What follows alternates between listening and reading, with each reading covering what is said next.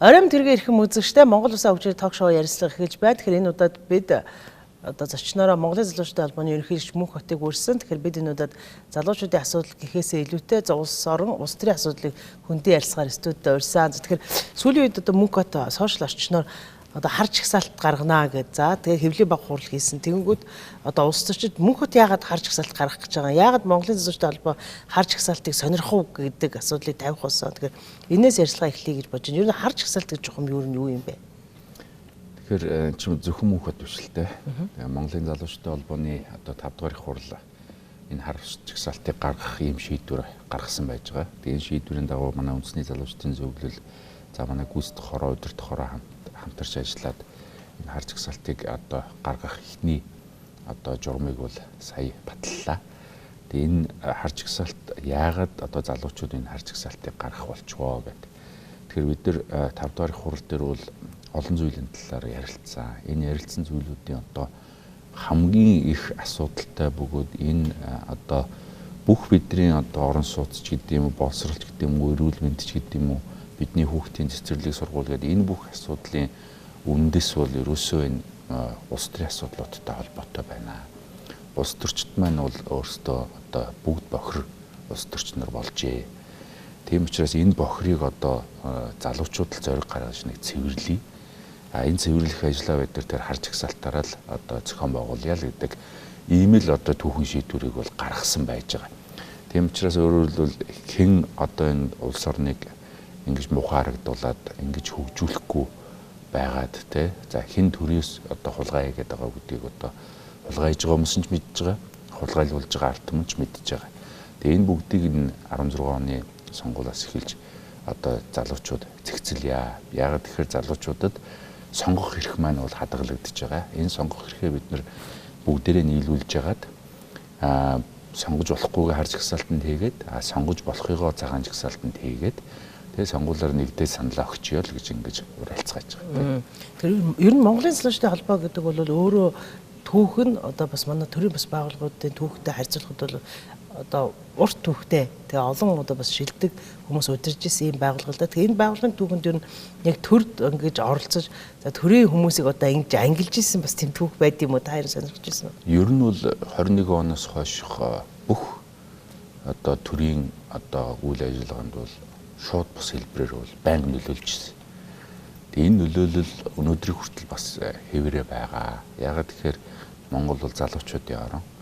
Дээрэс нь одоо бид нар бол Монголын хувьсгал залуучдын эвлэлийн одоо шууд үргэлжлэл болсон ийм байгууллага.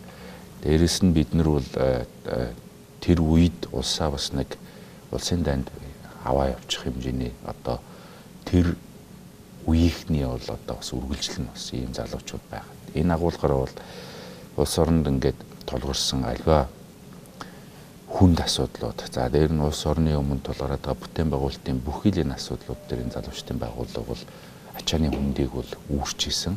Тэгээ тэрнийхээ төлөө бид нар ингэсэн шүү гэж хэлж явж байгаагүй. Тэгээ энэ агуулгаараа ч гэсэн бид нар бас энэ удаа өөрөлдөл энэ төрөө бид нар хулгайч нараа салгахын ажлыг бол Монголын залуучдын холбоо нуруунд дээр үүрье. Энэний одоо гол одоо санаачлагч бөгөөд гол одоо зориг гаргаж босч ирэх залуучууд нь бид нар бая. Андаа бол биднийг дэмжих иргэд маань байна.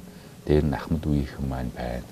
Тэртээ дэргүй ард түмэн бол хэн хар үйл явдалд оролцсон хэн одоо энэ төрөөс хулгай гэдэг байгааг бол бүгд мэдчихэж байгаа. Тийм. Харж ихсаалт гаргах одоо харж ихсаалтыг за залуучуудын холбооны их хурлаас харж ихсаалт гаргая гэдэг шийдвэр гаргасан юм байна. За тэрийг гаргах та журмыг батлаа гэж хэллээ шүү дээ. Одоо яг харж ихсаалтыг яаж гаргах юм бэ гэдэг нь бас манай иргэдэд их сонирн байгаа. Одоо залуучуудын байгууллагын залуучууд яваад өөрсдөө ингээд дуртай хүнээ хард оруулаад дургу хүнээ цагаанд оруулаад гэдэг юм уу? Дуртай дургу асуудал явна уу? Одоо ямар шалгуур байх юм? Нэг талаар бол бид нар зөвхөн залуучууд бид нар бол бүх хүнийг таньж байгаа юм бас байхгүй. Ард түмэн бол бүгдийг таньж байгаа. Яагаад тэгэхээр хэн хизээ одоо сонгуулаар юу амлаад яаж хүлэгдчихсэн. Дээр нь хэн одоо ямар өмчийг яаж шамшигдуулаад авчихсан гэдэг ингээд бүгдээр ингээд бол мэдж байгаа. Тийм учраас бид нэр өөрсөө эхлээд 100 хар үйл явдлыг одоо ард түмнээр нэрлүүлье гэдэг ийм ажлыг хийж байна. За энэнд бол иргэд шууд нэрлээд одоо цахим систем дээр оруулж байгаа ажлууд байна. За дээр нь одоо утгагүй манай бүх орон нутгийн салбарынхан одоо айл айлын хаалга төгшөөд асуугаад ингээд явна. За дээрэс нь бид нөгөө маш олон иргэний нийгмийн байгууллагууд манай үйлдвэрчний хэвлэл, худалдаа аж ахуйн танхим, оюутны холбоо, за ингээд бусад ингээд бүхэл байгууллагуудаас бид аль биесээр одоо танай одоо чиглэлийн, танай салбарын одоо 100 хар үйл явдлын аль биесээр нэрлэж бидэнд ирүүлээч гэдэг ийм захиануудыг одоо бүгдэнд нь илгээж байна. Ингээд өөрөлдөл байгууллагууд жишээ нь эрүүл мэндийн салбарт ямар хар үйл явдлууд болсон, зам тээврийн салбарт ямар хар үйл явдал болсон, одоо иргэний нисхийн салбарт ямар хар үйл явдлууд болсон ингээд бүгдээрнгийн нийлүүлээд ирэнгүүтэл бид нэгтгээд тэгээд эргээд бас ард түмнээсээ за энэ яг хар явдалд орох уу орохгүй юу? Энийг үнэхээр та бүхэн орно гэж одоо шийдэж гэнэ өө гэх ингээд асуугаад явах. За ингээд ийм байдлаар бид 100 хар үйл явдлаа гаргасны дараа тэр 100 хар үйл явдалд одоо санаачлагч нь байсан, шийдвэрийг гаргаж оролцсон тэр хүмүүсийг бид хар листэнд автоматар ингээд байршуулнаа. За ингээд дараа нь бас дахиад одоо судалгааны арга зүйгээр за дээрэс нь бас шууд санал асуух байдлаар бас ард иргэдээс ингээд саналыг аваад тэгээд өөрөөр нэг хар жагсаалтын жинхэнэ эцдийг одоо тодруулна да. За хар жагсаалт гэдгийг цаана бас нэг хардлага байгаа. Юу гэдгийг Монголын санхүүжилттэй холбоо тэр тусмаа мөнгөд сонгуулийн өмнө хар жагсаалт гэдэг зүйлийг гаргаж улс төрчдөөс их мөнгө авах гэж байна гэдэг хардлага. Яаж ч таны бас хардсан шүү дээ. Тийм дээ. Ер нь яхав өмнөх одоо 92 оноос хойш бүх сонгуулийн туршид нэг ийм шантаж хийдэг хэсэг бүлэг нөхдүүд явж исэн. Одоо тэр нөхдүүд ч гэсэн бас нөгөө бизнес нь цэцгэлэх гээд эд одоо хүлээгээ сууж исэн чинь залуучдын холбоо гэж юм хажуугаар нь орж ирээд ийм хар жагсаалт гээд ажил хийгээд эхлэнгүүтэл маш их бухимдж байгаа. Яг тэгэхээр өнөөдөр хулгайч нар нь тэдрийг бас аргалаас урчсан. Тэдэр нь бас эргээд иргэдийг хулгайч нартайгаа нийлээд хуураа сурчсан. Нэг ийм хэсэг бүлэг хүмүүс яваад. Тэгээ энэний үр дүнд өнөөдөр бүгд хохироод байгаа байхгүй. Улсаараа хохироод байгаа. Тийм учраас бид нар энийг одоо тэр нөгөө шантаж хийдэг нөхдүүдийн орон зайг нь хааж, за дээрэс нь бид нэр өөрсдөө шантажинд орохгүй байх тэр бүх нөхцлүүдэд бэлдсэний үндсэн дээр л энэ ажлыг хэвтүүлж байгаа. Тийм учраас өөрөлдвөл биднийг өөрөлдвөл хуучин аргаар хуучин тэр хүмүүсийг аргалаад байсан аргаараа аргалах гэж битгий оролдоорой. Тэгж оролдсон оролдлого болгоны чинь бид нэр шууд зарлаад хар жагсаалтанд хийчихэн шүү. Тийм учраас бид нартай битгий мөнгө ярьж ирээрээ, бид нартай ямар нэг ашиг сонирхтын зөрчилтэй асуудал ярьж ирэх юм бол та нарыг дуртай хар жагсаалтанд оруулна шүү гэдгийг одоо тэр хүмүүст шууд хэлмээр байна. За Монголын санхүүжилттэй холбооны ерөнхийлөгч гэдгээс гадна за мөнх хотыг ер нь яг ардсан намын бас залуу кадруудын нэг гэж ер нь манай үзэгчид бас хардсан. За яг өнгөрсөн хугацаанд ардсан намын бас тодорхой залуучуудын байгууллагын ажиллаа. За ардсан намын одоо юу гэдгийг тэг үүзэх хейдэрт нороо явцсан. Гэтэл өнөөдөр Монголын санхүүжилттэй холбооны ерөнхийлөгчтэй харж гисэлт гарна гэхээр өрсөлдөгч намууд за одоо энэ ардсан нам ирэх барьж байгаа үед мөнх хотоор далимдуулаад бидний харж гисэлтэнд орох гэж гэдэг бас улс төрийн өнцөг. Яг олон зүйл ярихгүй. Гэхдээ би бол харж гисэлтэнд ардсан намынхан бас нилээд хэсгийг эзэлж орно гэдэгт бол их итгэлтэй байгаа. Тийм учраас тэр орсон ардсан намынхныг хараад наад харч нь бол байхгүй болно л гэж ингээд шууд хэлмээр. Нөгөө талаар Монголын залуучуудтай холбоо бол хуучин нэг намынх юм шиг эсвэл одоо ерөнхийлөгч нь байсан хүн аль нэг намаас нэр дэвшээ сонгуульд орчдөг байсан бол энэ удаа Монголын залуучуудтай холбооны ерөнхийлөгч мөнх хот бол нам бус байгаа. Нам бусаас гадна аль нэг намаас нэр дэвшиж одоо сонгуульд өрсөлдөхгүй. Дээрээс нь Монголын залуучуудтай холбооны одоо удирдах хороонд бүх намын залуучууд ирээ суучихсан байна. Яг удирдах хороонд байгаа шиг гүйцэтгэх хороо, за дээр нь аймаг сумын залуучуудын холбоо, дүүргийн залуучуудын холбоонд намын залуучууд ирж нийлсэн. Тийм учраас энэ удаа бол та бүхэн өмнөх одоо түүх шиг битгий хардаарай. Ерөөсөө энэ удаагийн энэ залуучууд бол бүгд яг нэг үннийг олъё. За дээрэс нь нэг шудрах хэсгэд юм байд юм бол тэрийгэ тогтооё. Тэгээ ерөнхийдөө бол манай 5 дугаар хурлын концепц бол залуудаа сайхан амьдрий гэдэг л энэ концепцийг дэвшүүлээд байгаа. Тэгэхээр залуудаа сайхан амьдрах улс төрөөс гарчлаа гэж одоо Монголын Залуучуудын албаны ерөнхийлөгч болсноос хойш ер нь улс төрөөс бүр одоо орхиод гарчлаа гэж ер нь харж болох юм уу? Эсвэл та хоёр цаашдаа улс төрөөр явах юм уу? Улс төрөөр явна. Гэхдээ улс төрөөр явахдаа одоо юу гэдэг аль нэг намд нь очиод аль нэг одоо хулгайчид барьцаалагдаж явмааргүй шүү дээ. Тийм учраас өөрөөр хэлбэл бид нэр тэр хулгайчдын орон зай гэхлээр нэг зэгслэтгийа, тэрийг суллая, тэр рүү н одоо нөгөө цагаан чагсаалтын цэвэрхэн хүмүүсээ оруулъя. Ингээд юм шудраг болсны дараа очих бол бас арай өөр үз. Тэр үед бол бид нар өөрсдийн мэдлэг чадвар авьяас боломжийн хүрээнд одоо олон зүйлийг одоо шударгаар хийх ийм боломж бол бүртнэ. Өнөөдөр очиод яах юм бэ? Шудраг байцнаараа адлагдана. Нөгөө талаар өгч байгаа авилгынхаа хэмжээгээр үннээ хэмжүүлнэ, тийм ээ. Тийм учраас өөрөөр хэлбэл залуучуудыг өнөөдөр битгий төр рүү зүтгээ. Та нар хулгайчин замаар л явна. Харин энэ одоо залуучдын холбоотойгоо нийлээд тэр хулгайчтай цэвэрлээд тий та нарыг барьцаалаад байдаг. Та нарыг одоо хулгайч болгоод байдаг. Тэр бүх одоо дэгээ тэр бүх одоо зүйлүүдээс бүгднгээс нь сасны дараа харин бүгдээрээ очиж улсаа нэг жинхэнэ авч явсан шиг авч явъя л гэж ингэж хэлмээр байна. За тэгэхээр нөгөө таны яг ингээд одоо бас яриад хулгайч гэдэг үг их гарч ил дээ тий бас хулгайчгүй Монголын төлөө гээд та бас яг харж асалтай холбоотой юм ураа гаргаад байгаа. Тэгээд энэ бол хөдөлгөөн ураа хөдөлгөөн тий. За тэгэхээр одоо хулгайч гэж хэнийг хэлэх вэ гэдэг бас томьёол хэрэгтэй юм шиг. За харж асаалтанд оруулахын тулд 100 үйл явдлыг авах юм байна тий тэрнээс одоо нэрлээд тэр үйл явдалд оролцсон бас тэр үйл явдалд гардан явж исэн за улс төрч гэдэг юм уу за бизнесийн хин гэдэг юм уу за орж иж магадгүй юм байна. Тэгэхээр хулгайч гэдэг дээр нь одоо бас энэ хөдөлгөөн хулгайчгүй Монголын төлөө явахаараа бас хулгайч гэж хүний хэлж байгаа юм чинь тодорхойд ч нотлох баримт үзүүл байх хэрэгтэй үстэй. Тэгэлгүй яах вэ? Ер нь бол шудраг усаргаар л хүний бэг одоо хулгайлчж байгаа эсвэл дээрэмтчж байгаа тий тэр л этгээдийг л хулгайч гэж хэлээд байгаа шүү дээ. Тэгээ хүнээс маш их олон юм дээрэмдэж болж байгаа. Жишээ нь хүмүүс бол зөвхөн төрөвчтэй мөнгөний авахаас гадна тэр хүнд эргэж болох маш их олон боломжуудыг өнөөдрийн хулгайч нар хулгайлаад байгаа. Бид нар одоо 90 онд арчлал мандлаа одоо сайхан болно гэж маш их олон зүйлээрээ итгэж ийсэн. Тэгээд тэр итгэл өнөөдөр явсаар яваад одоо хэдэн гөгшжүүл маань бүгд хавдартай болоод ингээд мөхсийг үцэцгээж штт. Тэрэн шиг өнөөдөр одоо ингээд залуу гэж сууж байгаа боловч одоо залуугийнхаа агаар л өдр ингээд сууж байгаа боловч маргааш бүгд уушигны хорт хавдартай, бүгд илгэний хорт хавдартай одоо удахгүй дараагийн эмнэлгийн очирт зогсох хүмүүс бид нар өөрсдөө ингээд зогсож штт. Тэгээ энэ бүхэн бол өөрөөр хэлбэл бидний залуудаа сайхан амьдрья гэдэг тэр хүсэл мөрөөдлийг л бид нар өнөөдөр хулгайд алдчихаа сууж байгаа. Хулгайлсан хүмүүс нь бол өнөөдөр тодорхой тэр өндөрлгүүд сууж л тийм ээ. Энэ бүгдийг л хэлээд байгаа. Тэгээ энийг их эзэн Чингис хаан айл дээр үед 800 жилийн өмнө хэлчихсэн байна. Юу гэж хэлсэн бэ гэхээр их Монгол улс байгуулагдаад ингээд тунхайл зарсны дараа Чингис хаанаас асуусан байна. Их Монгол улс гэж байна. Ямар улс болохоор энийг их Монгол улс гэж ингэж хэлээд байгаа юм бэ? Гэдгээс ерөөсөө хоёрхан юм хэлж байгаа юм л да.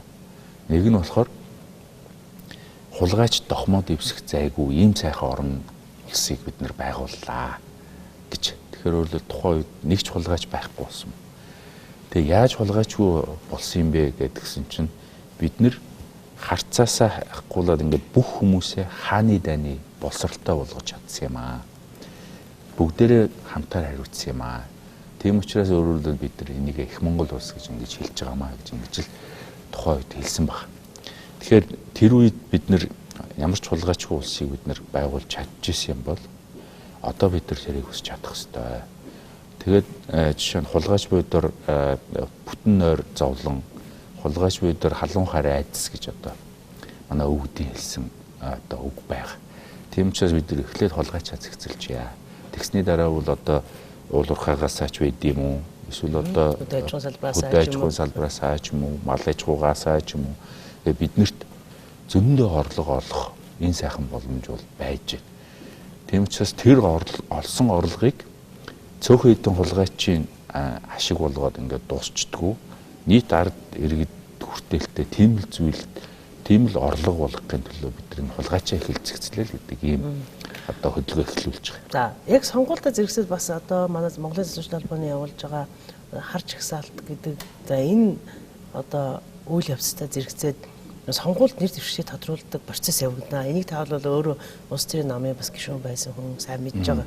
Тэгээ эн чинь өөрөө ингээд их хэмжээний мөнгө яригдаг. За одоогийн зүгээр яг ханшаар ингээд сонсоход Монгол Ардын намын нэр дэвшиг 100 сая гэдэг нэг мэдээлэл явж шít 100 сая гэж. Тэгэхээр энийг одоо авилгал гэх үү, хандив гэх үү? Тэр нам нь авч байгаа юм уу те? Тий, нам нь одоо арчсан нам ч гэсэн бас нэр дэвшихийн тулд тодорхой хэмжээний мөнгө өгдөг тийм ээ. Кодд орохын тулд, нэрсийн чагсаалтанд орохын тулд мөнгө өгж исэн тохиолдлууд зөндөө бий түүхэнд. Бүхэл намд хэдийн юм шиг байгаа. Тэгэхээр одоо энийг ер нь яаж харах юм? Одоо ер нь мөнгөтэй. За тэгээд үгүй яг нэг хулгайчийн арга барилаар ажилтдаг намууд чинь бас л нөгөө шинэ хүнээ чи хулгай хийсэн бай. Тэгээд тэрүүгээрээ чи бид нартэй одоо хулгайчийнхаа замаар нийлээ шүү гэж л хэлж байгаатай агаар нэг зүйл шүү дээ. Энтэй залуучууд талбай ер нь яаж бид нар цагаан чагсаалтаа нөгөө талд гаргаж байгаа. Тэмцэж байгаа. Тэмцэхдээ бид нар цагаан чагсаалтаа гаргаад одоо тэр рүү нөгөө цэвэр сайхан одоо хүмүүсээ орж ирцгээе гэж. Тэгэх юм бол бид нар Монголын залуучууд та нарыг гарталчин дэмжиж өгнө гэж. Цагаан жагсаалтанд харын хажуугаар бас цагаан байгаа юм байна тийм ээ. Цагаан бол бас тодорхой мэдээ шалгуур байгаа. Одоо жишээ нь цагаан жагсаалтыг бүртгэх ажил бол 10 сарын 2-оос эхэлчихсэн шүү дээ. Жишээ нь одоо шинэ өргөн барьсан сонгуулийн үйлийг та бүхэн харсан байгаа. Жишээ сонгуулийн сурчлагын хугацаа 14 хоног гэж байгаа. Тэгэхээр хуучин бол баг 75 хоног явдаг байсан сонгуулийн сурчлага шүү. Тэгсэн одоо 14 хоног. Тэгэхээр сурчлагыг богинохон хийнэ гэдэг чинь юу гэж нэ өгөхөөр өөрсдөө гарна гэсэн үг. Шинэ хүмүүс оруулж ирэхгүй л гэсэн санаа авахгүй. Өөрөлдөл нөгөө хуучин хулгайч нар чинь өөрсдөө өргөд орох гэж байна гэсэн үг. Тэгэхээр шинэ хүмүүсийг айхгүйгээр одоо манай цагаан чагсаалтанд ирж нэгдээ. Бид нар танараас нэгж төгрөг авахгүй. Та нар тэгээд тэр цагаан чагсаалтанд орох юм бол бид нар та нарыг үнэхээр цагаан хүн мөн үгүй гэдгийг ард түмнээс асуунаа. Ард түмэн цагаан гэдгийг чинь бидэнд батлаад өгчих юм бол одоо та нарыг бид нар гарталчин өөрсдийнхөө одоо бүх сүлжээгээр та бүдгийг дэмжинэ. Та нарт бид нар саналаа өгнө. Тийм учраас өөрөлдөл тэр цагаан чагсаалт руу одоо үнэхээр зориг зүрх боловсрол авиас чадвар байгаа юм бол одоо хурдан ирж нэгдэж ороо л гэж ингэж уриалмаар байна. Юу гэдэг хар чагсаалт за тэгээ хулгайчгүй Монгол хөдөлгөөн гэдэг ингээ ярихаар та бүхэн одоо хууль хүчнийхэн ч юм уу одоо авилтаа тэмцэх газар за хүмүүс муу хэлээд байгаа за эдийн засгийн гэмтэлтэй тэмцэх газар гэдэг юм уу ийм хуулийнхантаас хамтраад ажиллавал арай ингээ хурдан явцтай хар чагсаалт гараад ирэх юм шүү. Аль эсвэл шүүх гэдэг хуулийн байгуулалтаа ажиллахад энэ бас явцсан болох уу? Бид нэр яг тэр байгууллагуудад өөрсдийнхөө хүсэлтүүдийг үл өгч байгаа. Тэгээ хамтрах хэсэг нь бол тухайн байгууллагуудын л асуудал. Тийм учраас бид нар бол нэг л зүйлд итгэлтэй байгаа. Нэгэнд хар гэдэг нь бол ард түмэн мэдж байгаа. Нөгөө талаараа тий багцаагаар бол мэдэн тий. Нөгөө талаар бол тэр тэр үнийн ялнаа. Үнэнд бид нар бол гүйцэгдэнэ. Тийм учраас бол бид нар үнний талаа бариад бүх ажлаа зохион байгуулад явна тий. За Монголын залуучдын албаны ерөнхийлөгчийн хувьд ер нь одоо та бас яг энэ ажлыг хавснаас хойш ер нь Монголын залуучдын холбоо ямар одоо жанжин шуумыг барьж явна гэсэн ийм чиг шуум барьсан бэ. За Монголын залуучдын холбоо ч өөрөө Монголын хувьсгал залуучуудын эвлэл за тэгээд төвдөнгийн боргоод нэг социалист үе за ингээд сүүлийн үед одоо атар газар эзэмшижсэн залуучуудын үе за дахиад одоо шинэ ардчлалын залуучуудын үе гэдэг. За одоо ингээд Монголын залуучдын холбоо ямар ч хэлсэн энэ холбооноос бас төрсэн үеийн алдартнууд гавьяатнууд олон байдаг. Одоо Монголын залуучдын холбоо юу ямар чиг шугамдаар зогссон бодлого барьж байгаа төрд ер нь ямар асуудлуудыг бас харж ихсэлээс гадна тавьж ирв. Ер нь бол бүх цаг үеийн туршид Монголын залуучдын холбооны тухайн үеийн одоо удирдлагууд тухайн үеийн одоо нэгдсэн залуучууд бол үүргээ маш өндөр түвшинд гүйцэтгэж ирсэн. Тэрэн шиг бидэрт бас яг тийм одоо нийгмийн хүлээл, тийм бас нийгмийн шаардлага бол тавигдж байгаа. Тэгээ энэ агуулгаараа бол бидний барьж байгаа хамгийн чухал зүйл бол ерөөсөө Монголд нэг шударга ёсол дийлдэг ийм л болгоё. Энэний төлөө л одоо Монголын залуучдын холбооны бүхэл үйл ажиллагааг явуулъя гэдэг ийм л зүйл байна. За тэгээд нөгөө талд нь шударга ёс тогтсны дараа биднэрт өөрсдөө засах янзлах маш их олон ажил байгаа. Боловсролын хувьд ч, эрүүл мэндийн хувьд ч, гэр бүлийн хувьд ч ингээд маш их олон асуудлууд бол урган одоо гарна. Нэгэн шударга ёс ялахгүй байгаа, шударга нь дийлэхгүй байгаа.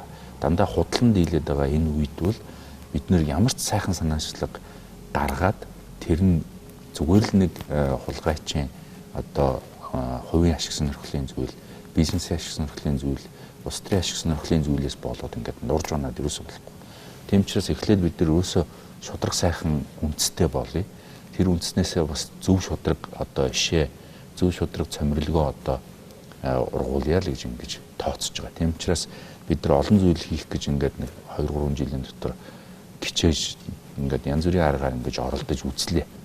Тэгээ бүх юм дээр очиод ингээд тулаад байгаа. Тийм учраас тухайлбал юу хийхээр одоо хаана очиод тулаад байгаа. Одоо жишээ нь авилга би авахгүй хөхгүй гэдээ бид нар аян эхлүүлсэн шүү дээ.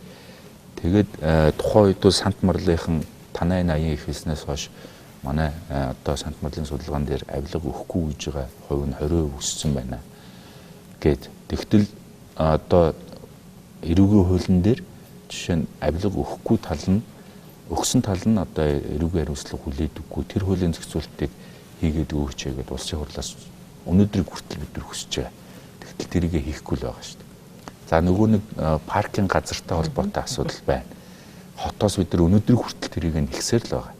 Өнөөдрийг хүртэл нэгсээр л байгаа. Тэгтэл өнөөдрийг хүртэл тэрийг одоо нэг том гашаа одоо хэвээрнгээр нь байлгаалах. Тэг үнэхээр тэр компани нь хөрөнгө оруулалтаа босгоод ажиллаж чадахгүй бол тэр паркийн одоо үлдсэн суул газрыг сайхан ногоон байгууламж болгоод зүгээр залуучууд нөгөө хүүхдтэй манай бүсгүүчүүд маань очиод нэг сархилчдаг төр зуурч гэсэн ам сэждэг нэг ийм газар болгоод өгөөч гэж өнөөдрийг хүртэл бид нэхэл явж байна. Тэг энэ бүхэн бол өөрөө Монголд шударгас байхгүй болсон учраас явахгүй. Юу юу шүү дээ. Паркийн газар гэж ярьснаас одоо тухайн паркийн яг газар дээр та ингээ өргөжлүүлж жишээ аваад ярихад энэ паркийн газар яг ямар ашиг сонирхол төр ингээ зогсчтой юм бэ?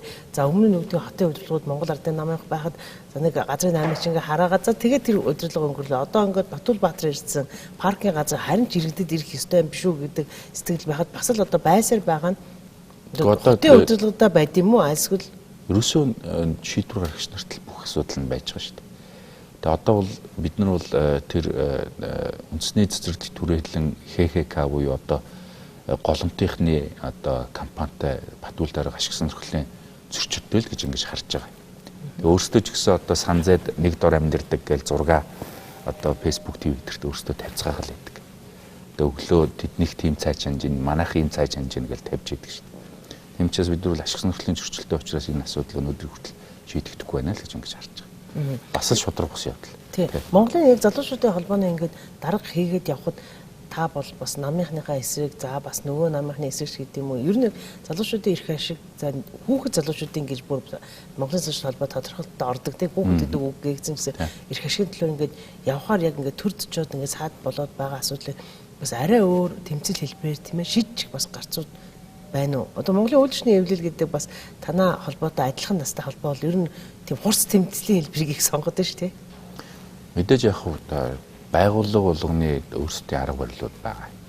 Гэхдээ бид нар бол арай шинэ үеийн залуучууд шинэ арга барилаар ажиллах гал ингээд уралтаад байгаа. Жишээ нь Ундаг дугуйтай Улаанбаатар гэхэд жишээ нь дугуйн зам барь гэж бид нар ерөөсөө чагсаагүй шүү дээ. Бид нар дугуйгаанаа л яваад байгаа. Өөрөөр хэлбэл Улаанбаатарыг ногоон Улаанбаатар болгоход л бид нар бол тэгж хувь нэмрээ оруулж дээрээс нь бид нар жилд нэг 2 удаа хавар намартай дугуйн парад хийдэг. Анх бид нар 40-үүлэхнээ эхэлжсэн одоо 4000 гулаа болцсон ингээл явж байгаа. Гэх мэтлэнгээр. За одоо жишээ нь спиртүү спортуу гэдэг ихэд бид нэр жишээ нь спиртийн эсрэг дандаа спортын арга хэмжээ зохион байгуулдаг гэдэг ч юм уу. Өөрөлдөл бидний солиушнууд зөвхөн жагсахтаа бас байхгүй байна. Тэгэхдээ бид нар жагсахгүй юм байна гэж та нар бас тайвширч юусоо болохгүй. Бид нар жагсах юм бол нэг мөрөл жагсна. Нэг мөр нь хизээч гисэх гэдэг нь вөхөр одоо энэ сонгуулийн өмнө үнэхээр энэ хар жагсаалтын эсрэг ингээд янз бүрийн хууль өөрсдөө зохиож гаргаад байх юм бол бид нар жагснаа. Жагсан шүү. Тэрийгээ бид нар хэлчихье гэж. Тийм учраас өөрөөр хэлбэл бидний бас төвчээртэй хүлээгээд байгаа. Төвчээртэй бас бид нар өөрчлөгдөх юм болов уу гэдээ бас гордоод байгаа. Өөрчлөгдөхгүй байх юм бол бид нар жагснаа.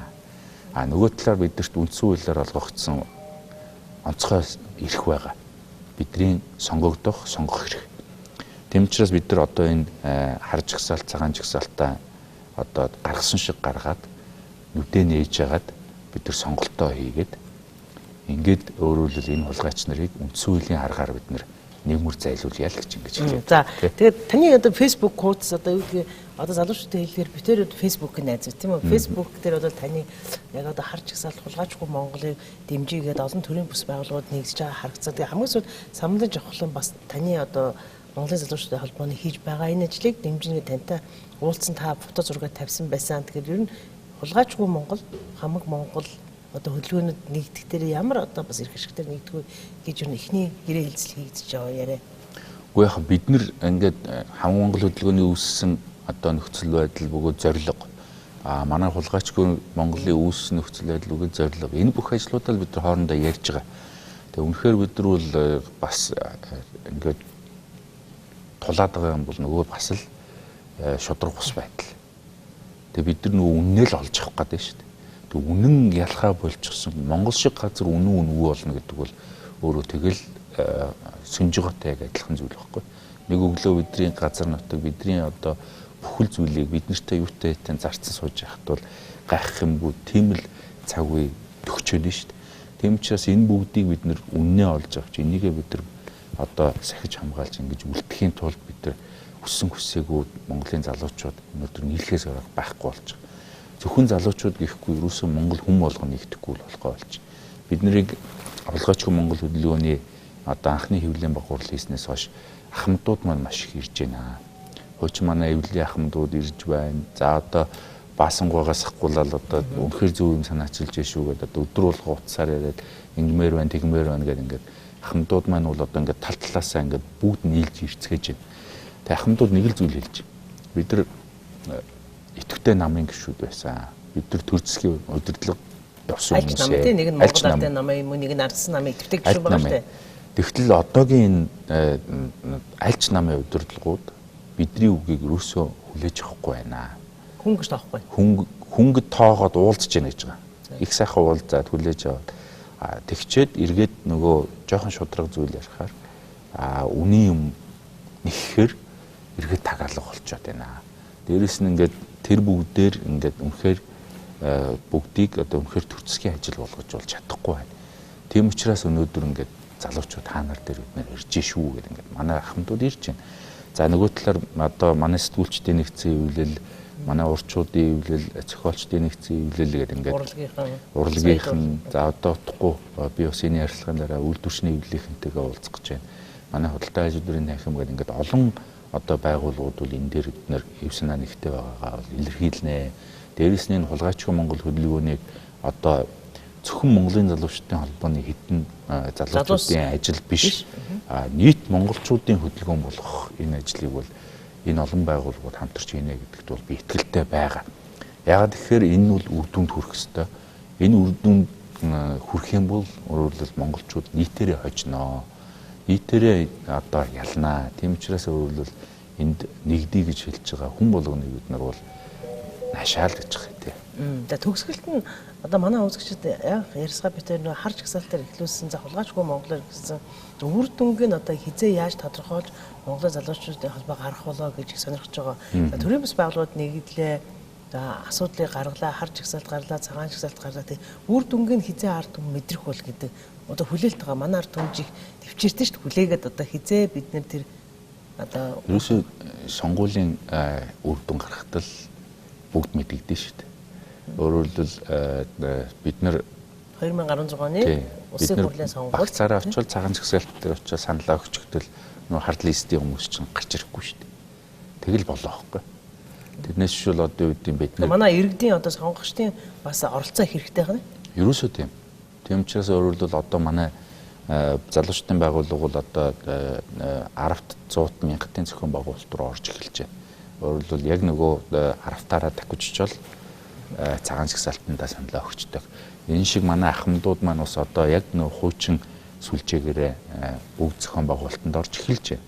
За энэ шиг одоо байгууллагууд дээр байж байгаа одоо иргэд маань бас зохион байгуулалтанд ороод одоо үйлдвэрчний хөвлийн хороогоороо ч юм уу эсвэл одоо улаан загалмайхаа одоо багаар ч юм уу ингээд нийлээл тэгээд цагаан жагсаалтанд нэр дэвшсэн хүмүүсээс сонгол аль нэгэнд нь саналаа өгчөгдөл харж жагсаалтынхаа сонгогдохгүй л үлдчихэж байгаа.